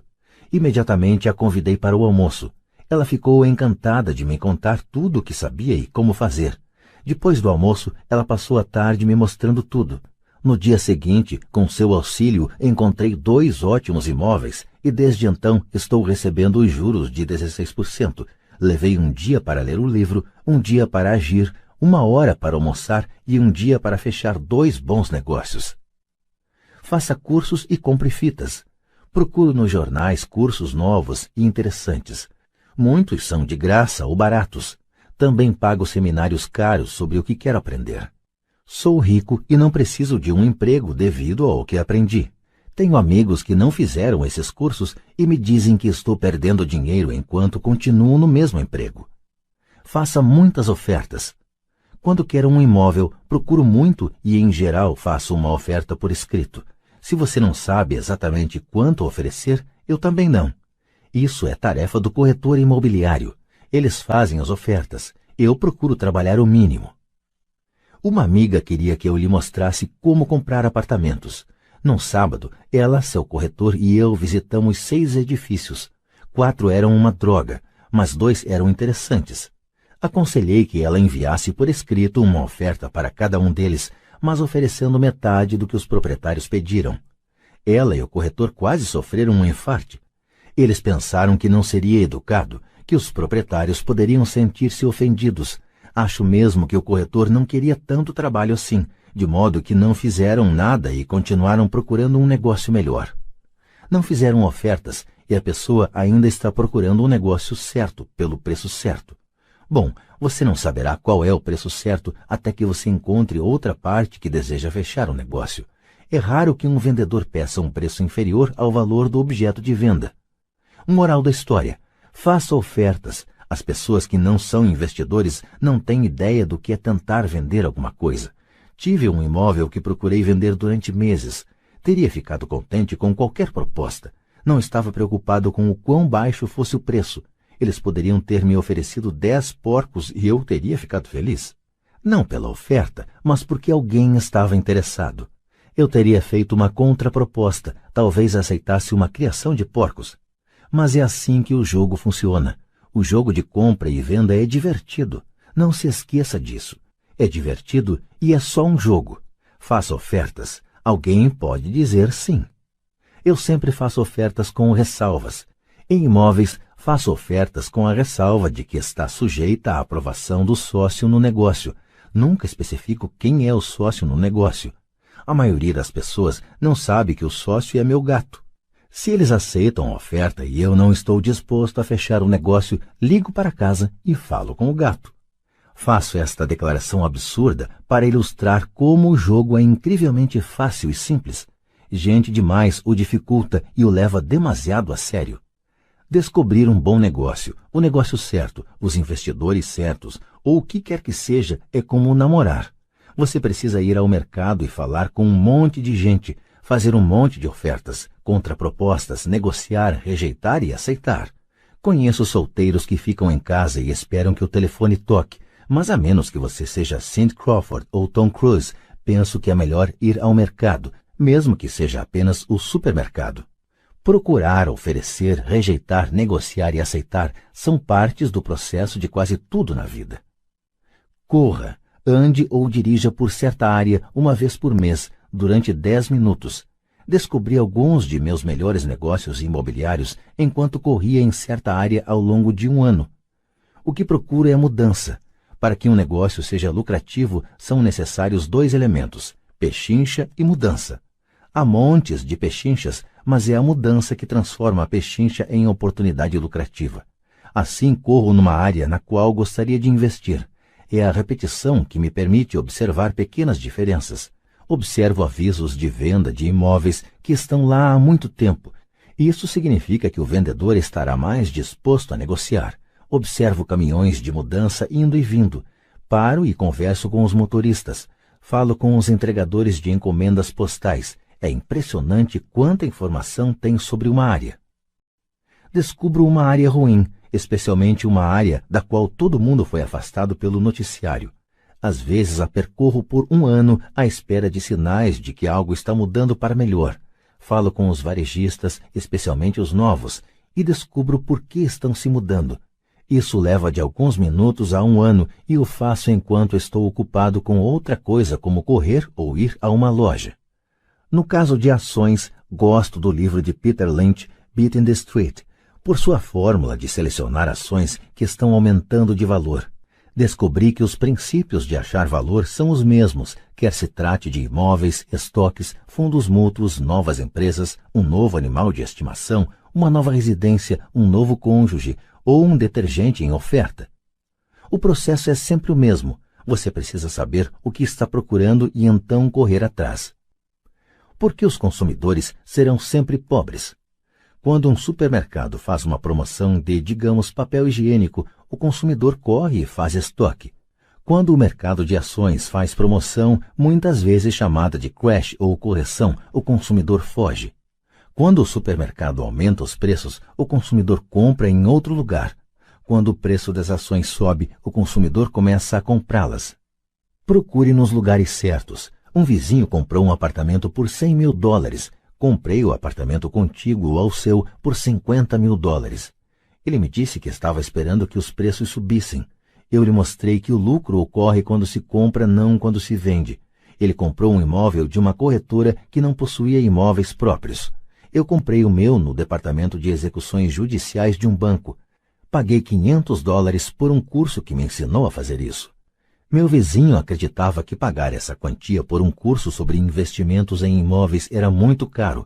Ele disse que não tinha dinheiro para isso, nem tempo, de modo que está esperando o preço aumentar. Primeiro procuro alguém que queira comprar, então busco o vendedor. Um amigo estava querendo um terreno, tinha o dinheiro, mas não tinha tempo. Descobri um terreno maior do que o desejado por meu amigo. Reservei e liguei para ele, que decidiu ficar com uma parte do terreno. Então vendi para ele e comprei o terreno. Assim, o restante do terreno me saiu de graça. Moral da história: compre o bolo e corte em fatias. A maior parte das pessoas busca o que está dentro de seu orçamento, tem uma visão limitada. Compram apenas uma fatia do bolo e acabam pagando mais por pouco. Pessoas que pensam pequeno não conseguem grandes oportunidades. Se você quer enriquecer, comece pensando grande. Os varejistas gostam de dar descontos para grandes quantidades, simplesmente porque a maioria dos homens de negócios adora gente que gasta muito. Assim, mesmo se você for pequeno, sempre é possível pensar grande. Quando minha empresa precisou comprar computadores, liguei para vários amigos perguntando se eles também estariam dispostos a comprar. Então fomos a diversos vendedores e acabamos fechando um bom negócio porque estávamos comprando várias unidades. Já fiz o mesmo com ações. Pessoas pequenas permanecem pequenas porque pensam pequeno, agem sozinhas ou não fazem nada. Aprenda com a história.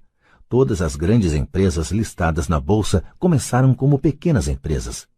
O coronel Sanders não ficou rico até ter perdido tudo aos 60 anos. Bill Gates era um dos homens mais ricos do mundo antes dos 30 anos. Agir é sempre melhor que ficar parado. Estas são apenas algumas das coisas que fiz e continuo fazendo para reconhecer as oportunidades. As palavras importantes são: fiz e faço. Conforme repeti inúmeras vezes ao longo do livro, você precisa agir antes de poder receber recompensas financeiras. Haja agora.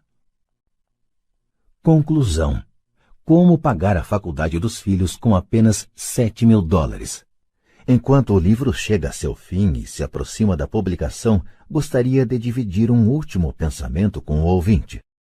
A principal razão que me fez escrever este livro foi a de partilhar percepções quanto à maneira como uma maior inteligência financeira pode ser empregada para resolver muitos dos problemas comuns da vida. Sem treinamento financeiro, frequentemente recorremos a fórmulas padronizadas para levar a vida, como trabalhar com afinco, poupar, fazer empréstimos e pagar impostos demais. Hoje precisamos de melhor informação. Recorrerei à seguinte história como um exemplo de um problema financeiro com que se deparam tantas famílias em nossos dias. Como você pode proporcionar boa formação para seus filhos e preparar-se para sua própria aposentadoria? É um exemplo do uso da inteligência financeira em vez de trabalho árduo para atingir o mesmo objetivo. Um amigo meu estava reclamando de como era difícil poupar para garantir o pagamento da faculdade de seus filhos. Ele estava aplicando todo mês $300 em um fundo mútuo e já tinha acumulado $12.000. Ele calculava que precisaria de $400.000 para financiar a faculdade dos 4 filhos. Ele tinha 12 anos para conseguir isso, pois o mais velho dos filhos estava então com 6 anos. O ano era 1991 e o mercado de imóveis de Phoenix estava péssimo. As pessoas estavam se desfazendo de suas casas.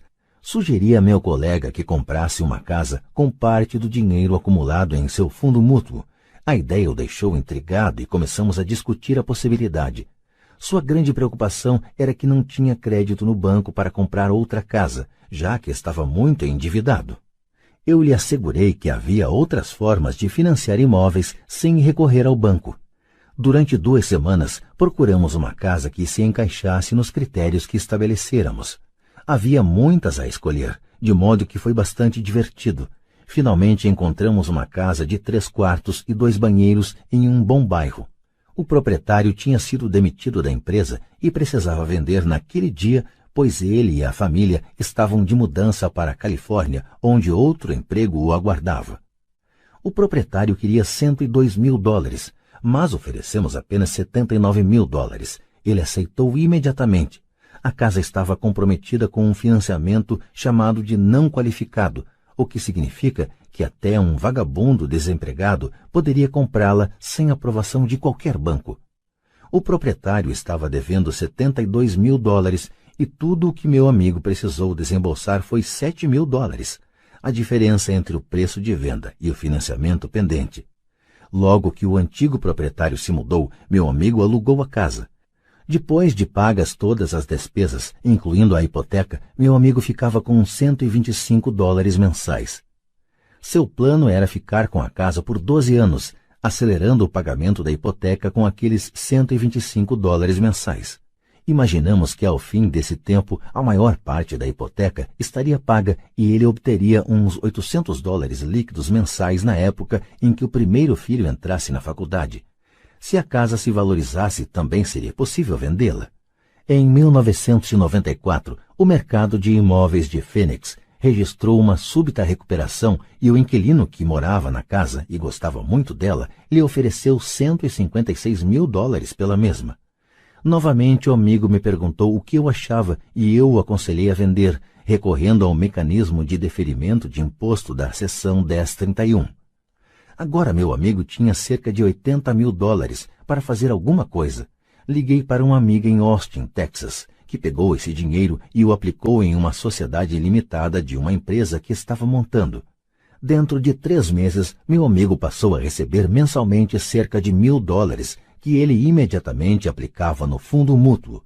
Em 1996, minha amiga vendeu sua pequena empresa e meu amigo recebeu cerca de $330.000 por sua parte, os quais foram reinvestidos em um novo projeto de minha amiga, rendendo agora cerca de $3.000 mensais, que eram novamente aplicados no fundo mútuo. Assim, meu amigo está agora confiante que seu objetivo de juntar $400.000 será alcançado facilmente, para o que bastaram os $7.000 iniciais e um pouco de inteligência financeira. Seus filhos poderão ter a instrução que desejam e ele poderá usar o ativo remanescente mediante sua sociedade anônima C para financiar sua aposentadoria. Em decorrência de sua bem-sucedida estratégia de investimento, ele poderá aposentar-se cedo. Obrigado por ouvir este livro. Espero que lhe tenha oferecido algumas percepções quanto à utilização do poder de o dinheiro trabalhar para você. Hoje, precisamos de mais inteligência financeira simplesmente para sobreviver. A ideia de que é preciso dinheiro para ganhar dinheiro é o pensamento das pessoas sem sofisticação financeira. Não quer dizer que não sejam inteligentes. Elas simplesmente não aprenderam a ciência de ganhar dinheiro. O dinheiro é apenas uma ideia. Se você quer mais dinheiro, mude simplesmente sua forma de pensar. Toda pessoa que se fez por si própria começou com uma ideia pequena que transformou em algo grande. O mesmo ocorre com um investimento. São necessários apenas alguns dólares para começar e crescer até atingir algo grande. Já encontrei tanta gente que passa a vida buscando grande negócio ou tentando acumular dinheiro para entrar em um grande negócio, mas isso me parece tolice. Vi muitos investidores sem sofisticação pôr grandes poupanças num negócio e perder quase tudo rapidamente. Eles podem ter sido bons trabalhadores, mas não foram bons investidores. Instrução e conhecimento sobre dinheiro são importantes. Comece cedo. Compre um livro. Participe de um seminário. Pratique. Comece em pequena escala.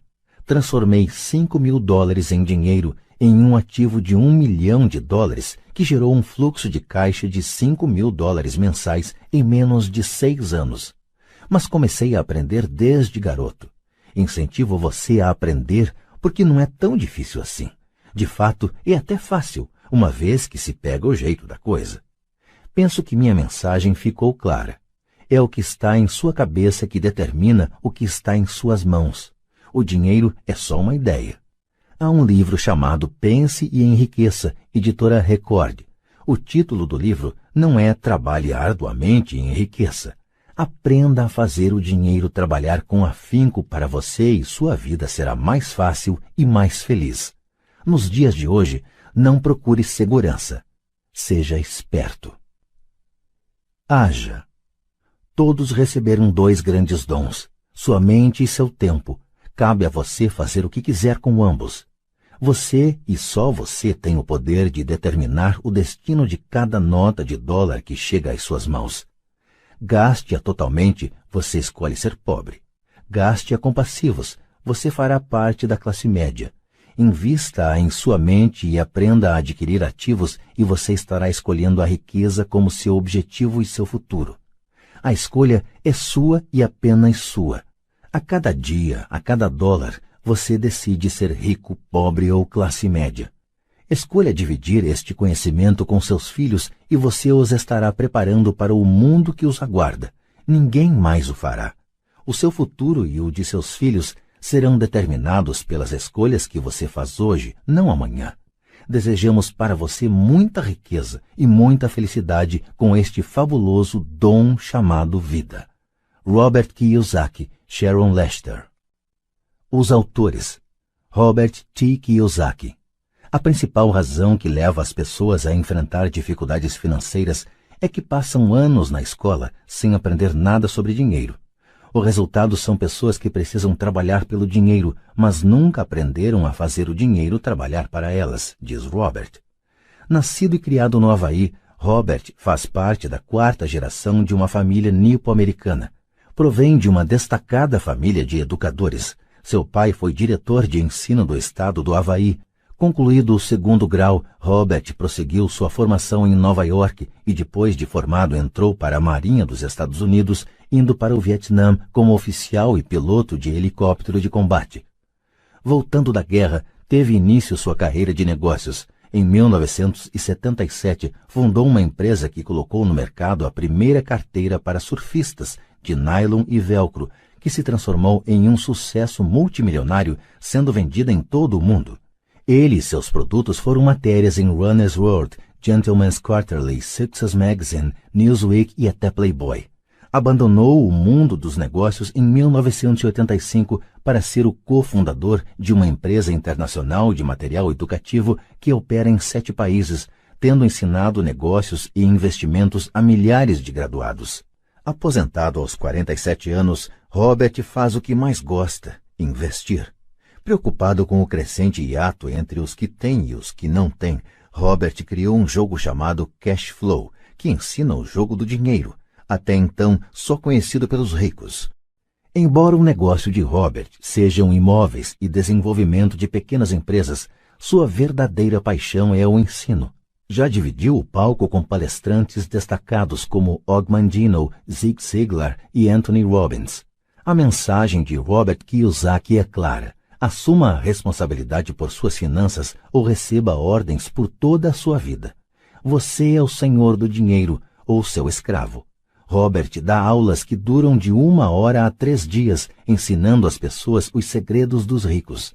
Seus temas vão do investimento com altos retornos e baixo risco a como ensinar seus filhos a serem ricos e a como iniciar empresas e vendê-las, mas sua mensagem é sólida e impressionante. E essa mensagem é: desperte o gênio financeiro que está dentro de você. Seu gênio espera revelar-se.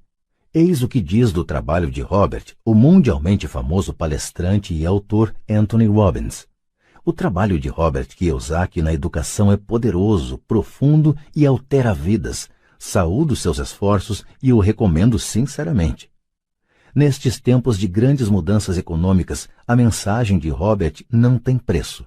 Sharon L. Lester, esposa e mãe de 3 filhos, formada em contabilidade, gestora e consultora profissional de editoras e fabricantes de brinquedos, Sharon Lester dedicou seus esforços profissionais à educação.